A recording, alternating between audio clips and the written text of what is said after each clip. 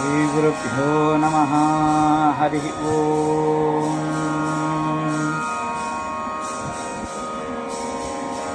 ಭಕ್ತ್ಯಾ ಸ್ತುತ್ಯಾ ವಿರಕ್ತ್ಯಾ ಭಜತಮಲಜನೌನತ್ಯ ಭೂತ್ಯರ್ಪಕಾಯ ಕ್ಷಿತ್ಯಾಂ ಅತ್ಯಲ್ಪಭೃತ್ಯೇಷ್ವಪಿ ಕುಜನಕೃತ ಔನತ್ಯ ಭೂತ್ಯಾಜಕಾಯ ಕರ್ತ್ರೇ ಧರ್ತ್ರೇ ಚ ಹರ್ತ್ರೇ ಹಯಮುಖಹರಯೇ ಅಮುತ್ರಪಾತ್ರೇ ನಮಸ್ತೆ.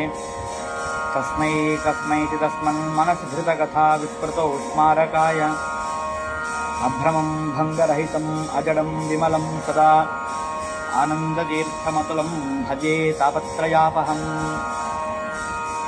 ಪೂಜ್ಯಾಯ ರಾಘವೇಂದ್ರಾಯ ಸತ್ಯಧರ್ಮರತಾಯ ಚ ಭಜತಾಂ ಕಲ್ಪವೃಕ್ಷಾಯ ನಮತಾಂ ಕಾಮಧೇನವೇ.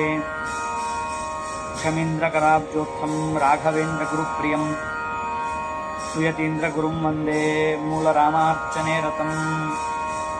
ಪೃಥ್ವೀಮಂಡಲಮಧ್ಯಸ್ಥಾಃ ಪೂರ್ಣಬೋಧಮತಾನುಗಾಃ ವೈಷ್ಣವಾಃ ವಿಷ್ಣುಹೃದಯಾಃ ತಾನ್ ನಮಸ್ಮೇ ಕುರುನ್ ಮಮ.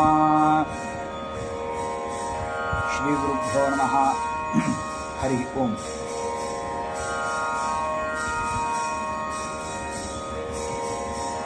ಮೊದಲಿಗೆ ವಿದ್ಯಾಗುರುಗಳಾದ ಶ್ರೀ ಸುಬುಧೇಂದ್ರ ಶ್ರೀಪಾದಂಗಳವರ ಪಾದಕಮಲಗಳಲ್ಲಿ ಅನಂತಾನಂತ ಭಕ್ತಿಪೂರ್ವಕ ಪ್ರಣಾಮಗಳನ್ನು ಸಮರ್ಪಣೆ ಮಾಡ್ತಾ, ಗುರು ಸಾರ್ವಭೌಮ ಸಂಸ್ಕೃತ ವಿದ್ಯಾಪೀಠ ರಾಯಚೂರು ಶಾಖೆಯ ವತಿಯಿಂದ ನಡೆಸುವಂತಹ ಪ್ರವಚನ ಮಾಲಿಕೆಗಳಲ್ಲಿ ಹರಿದಾಸರು ಕಂಡ ಶ್ರೀಮಧ್ವಾಚಾರ್ಯರು ಎಂಬುವ ಶೀರ್ಷಿಕೆಯ ಅಡಿಯಲ್ಲಿ 2 ದಿನಗಳಿಂದ ಒಬ್ಬೊಬ್ಬ ದಾಸರುಗಳ ರಚನೆಯಲ್ಲಿ ಮೂಡಿಬಂದ ಆಚಾರ್ಯರ ಒಂದು ವೈಭವ, ಅವತಾರತ್ರಯರ ವೈಶಿಷ್ಟ್ಯತೆ, ಒಂದೊಂದು ಅವತಾರಗಳಲ್ಲಿ ಎಷ್ಟೆಷ್ಟು ಅದ್ಭುತವಾದ ಕೆಲಸಗಳನ್ನು ಮಾಡಿದ್ದಾರೆ, ಅವರನ್ನು ಭಜನೆ ಮಾಡಿದರೆ, ಅವರ ಸ್ತೋತ್ರವನ್ನು ಮಾಡಿದರೆ ಎಷ್ಟೆಲ್ಲ ಪುಣ್ಯ ಸಂಪಾದನೆ ಎನ್ನುವಂಥದ್ದು ನಮಗೆ ಆಗತ್ತೆ. ಅಷ್ಟೇ ಅಲ್ಲ, ಹರಿದಾಸರ ಒಂದು ಸಂಗೀತದ ಮುಖಾಂತರವಾಗಿ, ದಾಸ ಸಾಹಿತ್ಯದ ಮುಖಾಂತರವಾಗಿ ಏನು ಆಚಾರ್ಯರ ಒಂದು ಕೀರ್ತನೆಯನ್ನು ನಾವು ಕೇಳ್ತೇವೆ, ಏನು ಒಂದು ಆಚಾರ್ಯರ ಒಂದು ಮಹಿಮೆಯನ್ನು ನಾವು ತಿಳಿತೇವೆ, ಅದು ತುಂಬ ವೈಶಿಷ್ಟ್ಯಮಯವಾದಂಥದ್ದು. ಇಷ್ಟೆಲ್ಲ ಆಚಾರ್ಯರ ಮಹಿಮೆಯನ್ನು ನಾವು ತಿಳಿದುಕೊಂಡು, ಆಚಾರ್ಯರ ಮಹಿಮೆಯಿಂದ ಸನ್ಮಾರ್ಗದಲ್ಲಿ ಹೋಗಿ ಆಚಾರ್ಯರು ಹೇಳಿರುವಂತಹ ಎಲ್ಲ ಸದಾಚಾರಗಳನ್ನು ನಿತ್ಯದಲ್ಲಿ ನಾವು ಅನುಷ್ಠಾನವನ್ನು ಮಾಡ್ತಾ, ಆ ಅನುಷ್ಠಾನದ ಒಂದು ಬಲದಿಂದ ಏನು ರಾಮದೇವರ ಸೇವೆಯನ್ನು ನಾವು ಮಾಡ್ತೇವೆ, ಏನು ಭಗವಂತನ ಸೇವೆಯನ್ನು ನಾವು ಮಾಡ್ತೇವೆ, ಅದರಿಂದ ಪ್ರಸನ್ನನಾದಂತಹ ಭಗವಂತ ಆಶೀರ್ವಾದಾದಿಗಳನ್ನು ಮಾಡಿ ಸ್ವರ್ಗಾದಿ ಲೋಕಗಳನ್ನು ನಮಗೆ ಕೊಡ್ತಾನೆ. ಅವರವರ ಯೋಗ್ಯತಾನುಸಾರವಾಗಿ ಫಲಪ್ರಸಾದಾದಿಗಳನ್ನು ಭಗವಂತ ನೀಡ್ತಾನೆ. ನಾವು ನಿನ್ನೆಯ ಪ್ರವಚನದಲ್ಲಿ ಕೇಳಿದ್ವಿ, ನಾವು ಏನೇ ಕರ್ಮವನ್ನು ಮಾಡಿದರೂ ಕೂಡ ತಸ್ಮಿನ್ನಪೋ ಮಾತರಿಶ್ವಾ ದಧಾತಿ ಅಂಥೇಳಿ. ಅಂದರೆ ಭಾಗವತ ಹೇಳಿದಂತೆ ದಿನದ ಪ್ರತಿಯೊಂದು ಕರ್ಮವನ್ನು ಕೂಡ ನಾಹಂಕರ್ತ ಹರಿಕರ್ತ ಅಂತ ಚಿಂತನೆಯನ್ನು ನಾವು ಮಾಡ್ತಾ, ನಾವು ಮಾಡಿದ ಎಲ್ಲ ಕರ್ಮಗಳನ್ನು ಭಗವಂತ ನಮ್ಮಲ್ಲಿ ನಿಂತು ಮಾಡಿಸಿದ ಶುಭ ಕರ್ಮಗಳು, ಇದನ್ನು ಭಗವಂತನಿಗೆ ಸಮರ್ಪಣೆ ಮಾಡಬೇಕು ಎನ್ನುವಂತಹ ಸಮರ್ಪಣಾ ಭಾವದಿಂದ ಭಾಗವತ ಹೇಳುತ್ತೆ, ಕಾಯೇನ ವಾಚಾ ಮನಸಾ ಇಂದ್ರಿಯರ್ವಾ ಬುದ್ಧಿಯ ಆತ್ಮನಾವ ಪ್ರಕೃತೆ ಸ್ವಭಾವಾತ್ ಕರೋಮಿ ಯದ್ಯತ್ ಸಕಲಂ ಪರಸ್ಮೈ ನಾರಾಯಣಾಯೇತಿ ಸಮರ್ಪಯೇತ್ತತ್. ಕರೋತಿ ಯದ್ಯತ್ ಸಕಲಂ ಪರಸ್ಮೈ ನಾರಾಯಣಾಯೇತಿ ಸಮರ್ಪಯೇತ್ತತ್ ಅಂಥೇಳಿ ಭಾಗವತ ಹೇಳುತ್ತೆ. ನಾವು ಏನೇ ಕಾಯಿಕ ವಾಚಿಕ ಮಾನಸಿಕವಾದಂತಹ ಕರ್ಮಗಳನ್ನು ನಾವು ಏನು ಪ್ರತಿನಿತ್ಯವೂ ನಾವು ಮಾಡ್ತೇವೆ, ಆ ಎಲ್ಲ ಕರ್ಮಗಳನ್ನು ಭಗವಂತನಿಗೆ ನಿಷ್ಕಲ್ಮಶವಾದ ನಿಸ್ವಾರ್ಥವಾದ ಮನಸ್ಸಿನಿಂದ ಅದನ್ನು ಸಮರ್ಪಣೆ ಮಾಡಬೇಕಂತ. ಸಮರ್ಪಣೆ ಮಾಡಿದಾಗ ಅದು ನೇರವಾಗಿ ಭಗವಂತನಿಗೆ ಮುಟ್ಟುತ್ತಾ, ನೇರವಾಗಿ ಭಗವಂತನಿಗೆ ತಲುಪಿಸುವ ಕೆಲಸವನ್ನು ಮಾಡುವವರು ಯಾರು ಅಂತಂದರೆ ತಸ್ಮಿನ್ನಪೋ ಮಾತರಿಶ್ವಾ ದಧಾತಿ ನಾವು ಮಾಡಿರುವಂತಹ ಕರ್ಮಗಳನ್ನು ತಸ್ಮಿನ್ ಮಾತರಿಶ್ವಾ ದಧಾತಿ, ಅಂದರೆ ಮುಖ್ಯಪ್ರಾಣ ದೇವರು ಆ ಕರ್ಮಗಳನ್ನು ತಗೊಂಡು ಹೋಗಿ ರಾಮದೇವರ ಭಗವಂತನ ಪಾದಕಮಲಗಳಲ್ಲಿ ಸಮರ್ಪಣೆಯನ್ನು ಮಾಡ್ತಾರೆ. ಅದರಿಂದ ಭಗವಂತ ಪ್ರೀತನಾಗಿ ನಮ್ಮನ್ನು ಆಶೀರ್ವಾದ ಮಾಡುವಂಥವನಾಗ್ತಾನೆ. ಹಾಗಾಗಿ ಅಂತಹ ಮುಖ್ಯಪ್ರಾಣ ದೇವರ ಒಂದು ಸೇವೆಯನ್ನು ಮಾಡಿ ಅವರ ಅನುಗ್ರಹವನ್ನು ಪಡೆದುಕೊಂಡು ನಾವೆಲ್ಲರೂ ಕೂಡ ಸ್ವರ್ಗಾದಿ ಲೋಕಗಳಿಗೆ ಪ್ರವೇಶ ಮಾಡುವಾಗ ಅಲ್ಲೆಲ್ಲರೂ ಕೂಡ ಬಾಗಿಲಲ್ಲಿ ನಮ್ಮ ಅರ್ಹತೆಯನ್ನು ಕೇಳ್ತಾರೆ. ಅಥವಾ ನಾವು ಮೃತರಾದ ಮೇಲೆ ವೈತರಣಿ ನದಿಯನ್ನು ದಾಟುವ ಸಂದರ್ಭದಲ್ಲಿ ಯಮಭಟರೇನಿರ್ತಾರೆ ಅವರು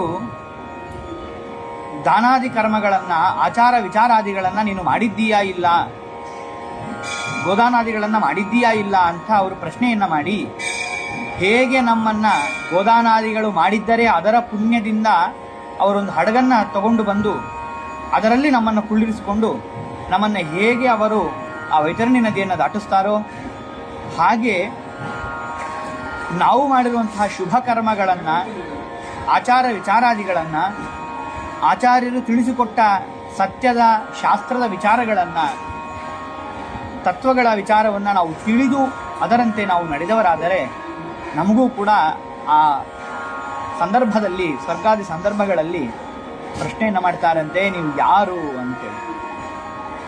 ಯಾರು ಅಂತಂದರೆ, ನಾವು ಸಾಮಾನ್ಯವಾಗಿ ಹೊರಗಡೆ ಹೋದಾಗ ಎಲ್ಲಾದರೂ ಒಂದು ದೇವಸ್ಥಾನಕ್ಕೆ ಹೋಗಿದ್ವಿ, ಅಥವಾ ಎಲ್ಲಾದರೂ ಒಂದು ವೈದ್ಯಶಾಲೆಗೆ ಹೋಗಿದ್ವಿ, ಅಥವಾ ಎಲ್ಲಾದರೂ ಒಂದು ಬೇರೆ ಕಡೆ ಪ್ರದೇಶಕ್ಕೆ ಹೋಗಿದ್ವಿ ಅಂತಂದರೆ ನಮಗೆ ಪರಿಚಯದವರು ಯಾರೂ ಇಲ್ಲ ಅಂತಂದರೆ ಆ ಪ್ರದೇಶಕ್ಕೆ ಯಾರು ಪರಿಚಿತರೋ ಅವರ ಹೆಸರಿನಿಂದ, ಅವರ ಒಂದು ಮಾತಿನಿಂದ ನಾವು ಆ ಸ್ಥಳಕ್ಕೆ ಹೋಗಿ ಇಂಥವರ ಕಡೆಯವರು ನಾವು, ಹಾಗಾಗಿ ಇಂತಹ ಸ್ಥಳಕ್ಕೆ ಇವರು ಹೇಳಿರುವುದರಿಂದ ನಾವು ಬಂದಿದ್ದೇವೆ ಅಂತ ಹೇಳಿ ಅವರ ಹೆಸರನ್ನು ಹೇಳಿ ನಾವು ಒಳಗಡೆ ಹೋಗ್ತೇವೆ, ಕೆಲಸ ಕರ್ಮಾದಿಗಳನ್ನು ನಾವು ಮಾಡ್ತೇವೆ.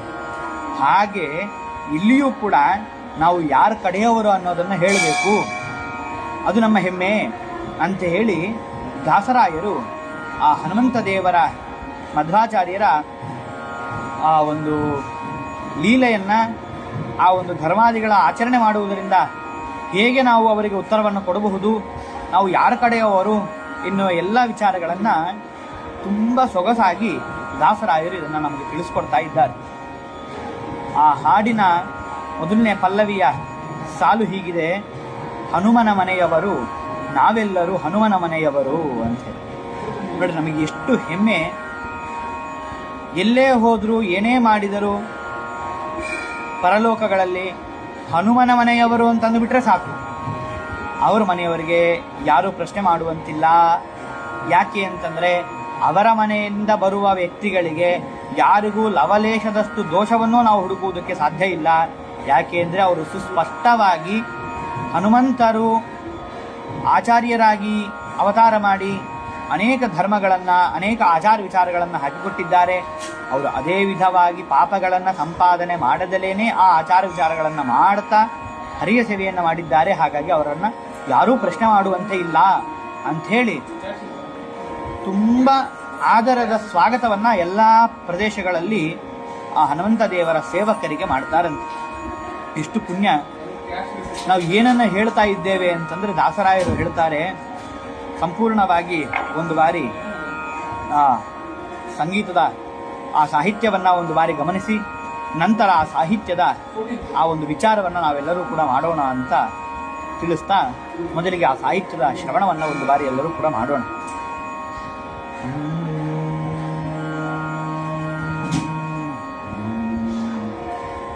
ಹನುಮನ ಮನೆಯವರು ನಾವೆಲ್ಲರೂ ಹನುಮನ ಮನೆಯವರು, ಹನುಮನ ಮನೆಯವರು ನಾವೆಲ್ಲರೂ ಹನುಮನ ಮನೆಯವರು. ಅನುಮಾನ ಮಾಡದಲೆ ಸ್ಥಳವ ಕೊಡಿರಿ ಯಮಗೆ, ಅನುಮಾನ ಮಾಡದಲೆ ಸ್ಥಳವ ಕೊಡಿರಿ ಯಮಗೆ, ಹನುಮನ ಮನೆಯವರು ನಾವೆಲ್ಲರೂ ಹನುಮನ ಮನೆಯವರು. ಊರ್ಧ್ವಪುಂಡ್ರವ ನೋಡಿ ಶ್ರದ್ಧೆ ಭಕುತಿ ನೋಡಿ, ಊರ್ಧ್ವಪುಂಡ್ರವ ನೋಡಿ ಶ್ರದ್ಧೆ ಭಕುತಿ ನೋಡಿ, ಹೃದ್ಗತವಾದ್ಯಮ್ಮ ತತ್ವಗಳನೆ ನೋಡಿ, ಹೃದ್ಗತವಾದ್ಯಮ್ಮ ತತ್ವಗಳನೆ ನೋಡಿ, ಇದ್ದುದನಿಲ್ಲೆಂಬ ಅಬದ್ಧ ನುಡಿವರಲ್ಲ, ಇದ್ದುದನಿಲ್ಲೆಂಬ ಅಬದ್ಧ ನುಡಿವರಲ್ಲ, ಮಧ್ವ ಮುನಿಯೋ ನಮ್ಮ ತಿದ್ದಿರುವುದ ನೋಡಿ, ಮಧ್ವ ಮುನಿಯು ನಮ್ಮ ತೆದ್ದಿರುವುದ ನೋಡಿ, ಹನುಮನ ಮನೆಯವರು ನಾವೆಲ್ಲರೂ ಹನುಮನ ಮನೆಯವರು. ಸತ್ಯಮಿಥ್ಯಗಳಿಗೆ ಅಂತರ ಬಲ್ಲವು, ಉತ್ತಮ ನೀಚರೆಂಬುವ ಭೇದ ಬಲ್ಲವು, ಸತ್ಯಮಿಥ್ಯಗಳೆಂಬ ಅಂತರ ಬಲ್ಲವು, ಉತ್ತಮ ನೀಚರೆಂಬ ಭೇದ ಬಲ್ಲವು, ಸುತ್ತಲೂ ಕಂಡು ಕಾಣದೆ ಇಹ ಎಲ್ಲಕ್ಕೂ, ಸುತ್ತಲೂ ಕಂಡು ಕಾಣದೆ ಇಹ ಎಲ್ಲಕ್ಕೂ, ಉತ್ತಮನೊಬ್ಬನೇ ಶ್ರೀಹರಿ ಎಂದು ಬಲ್ಲೆವು, ಉತ್ತಮನೊಬ್ಬನೇ ಹರಿ ಎಂದು ಬಲ್ಲೆವು, ಹನುಮನ ಮನೆಯವರು ನಾವೆಲ್ಲರೂ ಹನುಮನ ಮನೆಯವರು. ಹಲವು ಲೋಕಗಳುಂಟು ಎಂಬುದ ಬಲ್ಲೆವು, ಹಲವ ಯೋನಿಗಳಲ್ಲಿ ಜನ್ಮಗಳುಳ್ಳೆವು, ಹಲವು ಯೋನಿಗಳಲ್ಲಿ ಹಲವು ಲೋಕಗಳುಂಟೆಂಬುದ ಬಲ್ಲೆವು, ಹಲವ ಯೋನಿಗಳಲ್ಲಿ ಜನ್ಮಗಳುಳ್ಳೆವು, ಹಲವ ಬೋಧರು ನಮ್ಮ ಕಳುಹಿದರಿಲ್ಲಿಗೆ, ಹಲವು ಬೋಧರು ನಮ್ಮ ಕಳುಹಿದರಿಲ್ಲಿಗೆ, ತಿಳಿಸಿ ಪ್ರಸನ್ನ ಶ್ರೀಹರಿಗೆ ವಿಚಾರವ, ತಿಳಿಸಿ ಪ್ರಸನ್ನ ಶ್ರೀಹರಿಗೆ ವಿಚಾರವ, ಹನುಮನ ಮನೆಯವರು ನಾವೆಲ್ಲರೂ ಹನುಮನ ಮನೆಯವರು, ಹನುಮನ ಮನೆಯವರು ನಾವೆಲ್ಲರೂ ಹನುಮನ ಮನೆಯವರು.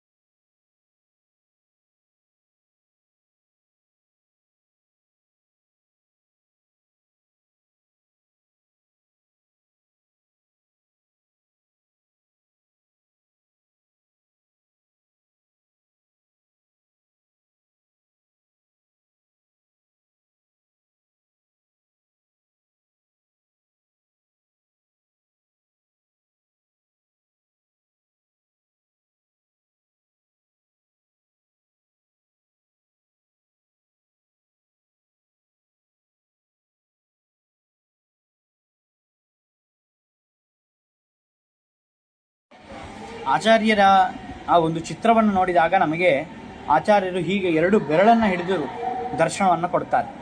ಅದರ ಅರ್ಥ ಏನು ಅಂತಂದರೆ, ಒಂದು ಪ್ರಪಂಚದಲ್ಲಿ ಇರುವಂಥದ್ದು 2 ತತ್ವ, ಒಂದು ಸ್ವತಂತ್ರ ತತ್ವ, ಇನ್ನೊಂದು ಅಸ್ವತಂತ್ರ ತತ್ವ. ಇದನ್ನು ಪ್ರತಿಪಾದನೆ ಮಾಡೋದಕ್ಕೋಸ್ಕರವಾಗಿ ಶ್ರೀಮದ್ ಆಚಾರ್ಯರು ಅವರ ಒಂದು ಚಿತ್ರದಲ್ಲಿ 2 ಬೆರಳನ್ನು ತೋರಿಸ್ತಾ ದರ್ಶನವನ್ನು ಕೊಡ್ತಾರೆ. ಹಾಗಾಗಿ ಉತ್ತಮ ನೀಚರೆಂಬ ಭೇದವ ಬಲ್ಲೆವು. ಸ್ವತಂತ್ರ ತತ್ವನಾದ ಭಗವಂತ ಅವನು ಉತ್ತಮ, ಎಲ್ಲರಿಗಿಂತಲೂ ಲಕ್ಷ್ಮಿಯಾದಿ ದೇವತೆಗಳಿಂದಲೂ ಕೂಡ ಉತ್ತಮ. ಹಾಗಾಗಿ ಅಂತಹ ಭಗವಂತ ಸ್ವತಂತ್ರನಾದವನು ಎಂಬುವಂತಹ ಉತ್ತಮದ ಜ್ಞಾನ ಮತ್ತು ಅಸ್ವತಂತ್ರ ತತ್ವರಾದ ನಮ್ಮೆಲ್ಲರ ಜ್ಞಾನ ಬಿಂಬ ಪ್ರತಿಬಿಂಬ ಜ್ಞಾನ ಅಂತಲೂ ಹೇಳಬಹುದು. ಬಿಂಬ ಎನ್ನುವಂಥದ್ದು ಉತ್ತಮ, ಪ್ರತಿಬಿಂಬ ಎನ್ನುವಂಥದ್ದು ಅಧಮ. ಉದಾಹರಣೆಗೆ ನಾವು ಹೇಗೆ ಒಂದು ಕನ್ನಡಿಯ ಮುಂದೆ ನಿಂತುಕೊಂಡು ನಮ್ಮ ಮುಖವನ್ನು ನೋಡುವಾಗ ನಾವು ಬಿಂಬರು, ಆ ಒಂದು ಮುಂದೆ ಕಾಣುವ ಕನ್ನಡಿಯ ಬಿಂಬ ಏನು ತೋರ್ತಾ ಇದೆ ನಮಗೆ, ಅದು ಪ್ರತಿಬಿಂಬ. ನಮ್ಮಂತೆ ಇರುವಂತಹ, ನಮ್ಮಂತೆ ಕಾಣುವಂತಹ ಬಿಂಬ ನಮ್ಮ ಪ್ರತಿಬಿಂಬ. ಹಾಗಾಗಿ ನಮ್ಮ ಭಗವಂತನ ಮಧ್ಯದಲ್ಲಿ ಬಿಂಬರ್ಯಾರು ಪ್ರತಿಬಿಂಬರ್ಯಾರು ಅಂತಂದರೆ ಭಗವಂತ ಬಿಂಬ, ನಾವೆಲ್ಲರೂ ಕೂಡ ಪ್ರತಿಬಿಂಬರು. ಅದಕ್ಕೆ ನಾರಾಯಣ ಮಂತ್ರದ ಜಪವನ್ನು ಮಾಡುವಾಗ ಧ್ಯಾನ ಶ್ಲೋಕದಲ್ಲಿ ಬರ್ತದೆ, ಬಿಂಬೋಸಿ ಪ್ರತಿಬಿಂಬೋಸ್ಮಿ ತವ ಯಜ್ಞ ವಿಚಾಂತರಂ ಅಂಥೇಳಿ. ಅಂದರೆ ಭಗವಂತ ಬಿಂಬನಾಗಿದ್ದಿ, ನಾವು ಪ್ರತಿಬಿಂಬರಾಗಿದ್ದೇವೆ ಅಂತ ನಾವು ದೇವರಲ್ಲಿ ಪ್ರಾರ್ಥನೆ ಮಾಡ್ತೇವೆ. ಹಾಗಾಗಿ ಉತ್ತಮ ನೀಚರೆಂಬುವ ಭೇದವ ಬಲ್ಲೆವು. ಯಾರು ಉತ್ತಮರು ಯಾರು ನೀಚರು ಎಂಬುವಂತಹ ಇದರ ಮಧ್ಯದಲ್ಲಿರುವಂತಹ ಭೇದವನ್ನು ನಾವು ಬಲ್ಲಿದ್ದೇವೆ. ಸುತ್ತಲೂ ಕಂಡು ಕಾಣದೇ ಇಹ ಎಲ್ಲಕ್ಕೂ, ಅಂದರೆ ಎಲ್ಲ ಕಡೆ ಪದಾರ್ಥಗಳನ್ನು ನಾವು ನೋಡ್ತೇವೆ, ಸಮಸ್ತ ಪ್ರಪಂಚವನ್ನು ನಾವು ನೋಡ್ತೇವೆ. ಆದರೆ ಭಗವಂತ ಅವನ ಸ್ವರೂಪ ಎಲ್ಲಿ ನಮಗೆ ಕಾಣುವುದಕ್ಕೆ ಸಾಧ್ಯ ಇಲ್ಲ. ಆದರೆ ಇಷ್ಟೆಲ್ಲ ಕಾಣದಿದ್ದರೂ ಕೂಡ ಇದಕ್ಕೆಲ್ಲ ಸೃಷ್ಟಿಗೆ ನಿಮಿತ್ತ ಕಾರಣನಾಗಿ, ಸೃಷ್ಟಿ ಸ್ಥಿತಿ ಲಯ ನಿಯಮನ ಜ್ಞಾನ ಅಜ್ಞಾನ ಬಂಧ ಮೋಕ್ಷ ಎನ್ನುವಂತಹ ಅಷ್ಟಕರ್ತೃತ್ವ ಯಾರಲ್ಲಿದೆ ಅಂತಂದರೆ ಅದು ಭಗವಂತನಲ್ಲಿದೆ. ಅವನೇ ಸಮಸ್ತ ಪ್ರಪಂಚಕ್ಕೆ ಸೃಷ್ಟಿಕರ್ತ. ಲಕ್ಷ್ಮಿಯಾದಿ ದೇವತೆಗಳು ಅಲ್ಲಿಂದ ಪ್ರಾರಂಭ ಮಾಡಿಕೊಂಡು ಎಲ್ಲರೂ ಕೂಡ ನಾವೆಲ್ಲರೂ ಅಸ್ವತಂತ್ರರು ಎಂಬುವಂತಹ ಉತ್ತಮ ನೀಚರರ ಮಧ್ಯದಲ್ಲಿ ಭೇದವನ್ನು ನಾವೇನು ತಿಳ್ಕೊಂಡಿದ್ದೇವೆ, ಏನು ಭಗವಂತ ಇದೆಲ್ಲ ಪ್ರಪಂಚಕ್ಕೆ ನಿಮಿತ್ತ ಕಾರಣ ಅಂತ ನಾವೇನು ತಿಳ್ಕೊಂಡಿದ್ದೇವೆ. ಹಾಗಾಗಿ ಅವನು ಉತ್ತಮನೊಬ್ಬನೇ. ಯಾರು ಅಂತಂದ್ರೆ ಹರಿ ಎಂದು ಬಲ್ಲೆವು. ಉತ್ತಮನಾದವನು ಭಗವಂತ, ಹರಿ ಎಂದು ನಾವು ತಿಳಿದಿದ್ದೇವೆ. ಹಾಗಾಗಿ ನಾವೆಲ್ಲರೂ ಕೂಡ ಹನುಮನ ಮನೆಯವರು, ನಾವೆಲ್ಲರೂ ಹನುಮನ ಮನೆಯವರು. ಏನ್ ಹನುಮನ ಮನೆಯವರಾದ ಕೂಡ ಇಷ್ಟೆಲ್ಲ ತಿಳಿದ್ರೆ ನಾವೇನ್ ಮಾಡ್ಬೇಕು ನಿಮಗೆ ಅಂತಂದ್ರೆ, ಹನುಮನ ಪಡೆದಳೆ ಸ್ಥಳವ ಕೊಡಿರಿ ಯಮಗೆ, ಹನುಮನ ಪಡೆದಳೆ ಸ್ಥಳವ ಕೊಡಿರಿ ಯಮಗೆ, ಹನುಮನ ಮನೆಯವರು. ನಮ್ಮ ಮೇಲೆ ಅನುಮಾನ ಬೇಡ, ಆ ಸ್ಥಳ ಕೊಡಿ ಅಂಥೇಳಿ ಕೇಳುವುದು. ಅಷ್ಟೇ ಅಲ್ಲ, ಮುಂದೆ ಇನ್ನೊಂದು ಚರಣದಲ್ಲಿ ವಿಶೇಷವಾಗಿ ಮತ್ತೆ ಅವರನ್ನು ಹೊಗಳುತ್ತಾ ಇದ್ದಾರೆ. ಏನು ಅಂತಂದ್ರೆ, ಹಲವು ಲೋಕಗಳುಂಟೆಂಬುದ ಬಲ್ಲೆವು, ಹಲವು ಯೋನಿಗಳಲ್ಲಿ ಜನ್ಮಗಳುಲ್ಲೆವು, ಹಲವ ಬೋಧರು ನಮ್ಮ ಕಳುಹಿದರಿಲ್ಲಿಗೆ, ಹಲವು ಬೋಧರು ನಮ್ಮ ಕಳುಹಿದರಿಲ್ಲಿಗೆ, ತಿಳಿಸಿ ಪ್ರಸನ್ನ ಶ್ರೀಹರಿಗೆ ವಿಚಾರವ ಹನುಮನ ಮನೆಯವರು. ಹಲವು ಲೋಕಗಳುಂಟೆಂಬುದ ಬಲ್ಲೆವು. ಲೋಕಗಳು 1, 2 ಇಲ್ಲ, ಕೇವಲ ನಾವಿರುವಂಥದ್ದು ಭೂಲೋಕ ಮಾತ್ರ ಇದೆ ಪ್ರಪಂಚದಲ್ಲಿ. ಭೂಲೋಕ ಬಿಟ್ಟರೆ ಮತ್ತೊಂದು ಲೋಕವೇ ಇಲ್ಲ ಅಂತ ಯಾರೂ ಮಿಥ್ಯಾಜ್ಞಾನದಲ್ಲಿ ನಾವು ಯಾರೂ ಇಲ್ಲ. ಈ ಲೋಕ, ಇದರ ಜೊತೆಗೆ ಅನೇಕ ಲೋಕಗಳು, ಹಲವು ಲೋಕಗಳಿದೆ. ಮೇಲೆ 14 ಲೋಕಗಳು, ಸುವರ್ಲೋಕ ಭುವರ್ಲೋಕ ಮಹೋಲೋಕ ಇತ್ಯಾದಿ ಅನೇಕ ಮೇಲಿನ ಲೋಕಗಳು, ಕೆಳಗೆ ಅತಳ ವಿತಳ ಸುತಲ ತಲಾತಲ ಎಂಬುವಂತಹ ರಸಾತಲ ಪಾತಾಲಾದಿ ಕೆಳಗಡೆ ಇರುವಂತಹ ಲೋಕಗಳು. ಹೀಗೆ ಅನೇಕ ಲೋಕಗಳು, ಅನೇಕ ಬ್ರಹ್ಮಾಂಡಗಳು, ಅನೇಕ ಲೋಕಗಳು, ಅನೇಕ ಗ್ರಹಗಳು, ಅನೇಕ ವಿಧವಾದಂತಹ ನಕ್ಷತ್ರಗಳು, ಲಕ್ಷಾನುಗಟ್ಟಲೆ ಇರುವಂತಹ ಅಸಂಖ್ಯಾತವಾದಂತಹ ನಕ್ಷತ್ರಗಳು, ಚಂದ್ರ ಸೂರ್ಯಾದಿ ಮಂಡಲಗಳು, ಅನೇಕ ವಿಧವಾದಂತಹ ಒಂದು ಭಗವಂತನ ಒಂದು ವೈಶಿಷ್ಟ್ಯ ಅದ್ಭುತವಾದದ್ದು. ಹಲವು ಲೋಕಗಳು ಕೂಡ ಇದೆ ಎಂಬುವ ಜ್ಞಾನ ನಮಗೆ ಇದೆ. ಮತ್ತೆ ಹಲವು ಯೋನಿಗಳಲ್ಲಿ ಜನ್ಮಗಳುಲ್ಲವು. ಹಲವು ಲೋಕ ಇದೆ ಅಂತಂದ್ರೆ ಹಲವು ಯೋನಿಗಳಲ್ಲಿ ಜನ್ಮವೂ ಇದೆ ಅಂತ ಅರ್ಥ. ಹಾಗಾದ್ರೆ ಹಲವು ಯೋನಿಗಳಲ್ಲಿ ಜನ್ಮ, ಒಬ್ಬ ವ್ಯಕ್ತಿ ಮೃತನಾಗಿ ಮತ್ತೆ ಪುನಃ ಈ ಮಾನವ ಶರೀರವನ್ನು ಧಾರಣೆ ಮಾಡ್ಕೋಬೇಕು ಅಂತಂದ್ರೆ ದಾಸರಾಯರು ಹೇಳಿದಂತೆ 84 ಲಕ್ಷ ಯೋನಿ ಅವುಗಳನ್ನು ದಾಟಿಕೊಂಡು ಮತ್ತೆ ನಾವು ಬರಬೇಕು. ಜೀವರಾಶಿಗಳನ್ನ 84 ಲಕ್ಷ ಜೀವರಾಶಿಗಳನ್ನ ದಾಟಿಕೊಂಡು ಮತ್ತೆ ನಾವು ಪುನಃ ಮನುಷ್ಯನ ಜನ್ಮಕ್ಕೆ ನಾವು ಬರುವಂತಹ ಸ್ಥಿತಿ ಇದೆ.